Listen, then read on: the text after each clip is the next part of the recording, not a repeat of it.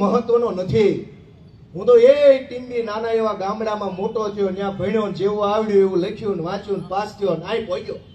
અને હવે આ દુનિયામાં ગોપાલ રે કે નો રે, દુનિયા નહીં અટકે. પણ કેવું લાચારી ભર્યું જીવન આ ભાજપની સરકાર આપણને આપી રહી છે. પોલીસ સ્ટેશનમાં એફઆઈઆર લખાવા જવું હોય 7-8 જણા હારે લઈ જવા પડે. મારી વાત સાચી છે ખોટી? નહીં બેઠેલા દરેક માણસ મને ન કહેતા આત્મા ઉપર અવાજ, આત્મા ઉપર હાથ રાખીને વિચારો.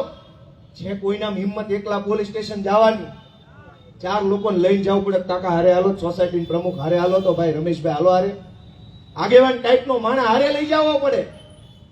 કેવી સરકાર આપણા મતથી બને છે. અને છતાંય આપણે હિન્દુ, મુસલમાન, આ સંપ્રદાય, ઓલો સંપ્રદાય, ગોપાલ ઇટાલિયા, હિન્દુ વિરોધી પાડી દો.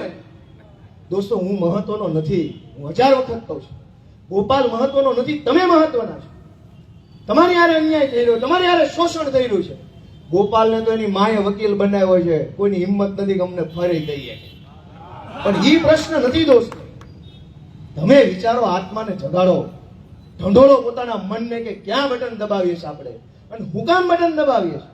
આ સુરતનું આખું સરકારી તંત્ર, ઘટના કોઈ પણ બને, કોઈ પણ શહેરમાં બને, ગમે એટલી ખરાબ બને, ભાજપના નેતાની સામે માઇક આવે. સુરતમાં અગ્નિકાંડ બને, મેયરને પૂછો તો કે કાર્યવાહી ચાલુ છે, કડક તપાસ કરવામાં આવશે. વડોદરાની અંદર હરણી બોટ દુર્ઘટના બને, મેયરને પૂછો, કાર્યવાહી ચાલુ છે, કડક તપાસ કરવામાં આવશે. મોરબીની અંદર અગ્નિ દુર્ઘટના બને, માઇક આપો, કડક તપાસ, કાર્યવાહી ચાલુ. રાજકોટની અંદર અગ્નિ દુર્ઘટના બને, માઇક મૂકો મેયર સામે, કડક તપાસ ચાલુ છે, કડક કાર્યવાહી કરવામાં આવશે. બોટાદની અંદર લઠ્ઠાકાંડ બન્યો, એસપી માઇક આપો, કડક તપાસ, કડક કાર્યવાહી.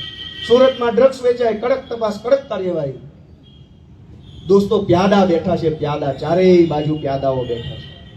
કોઈ જનતાનો માણસ સરકારમાં નથી. પ્યાદાઓ છે, ચાવી ભરે એટલું બોલે.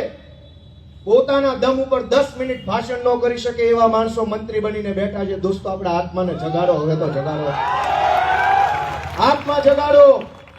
પોતાના દિલ ઉપર હાથ રાખીને વિચારો કે ગુજરાતને બરબાદ કરવામાં કઈક આપણે એક બટન તો નથી દાબ્યું ને. સવાલ જાતને પૂછો દોસ્તો.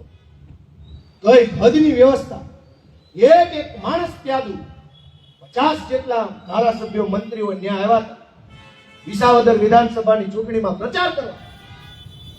એક પણ મંત્રી કે ધારાસભ્ય એ જનતાનો મુદ્દો નથી બોલ્યા.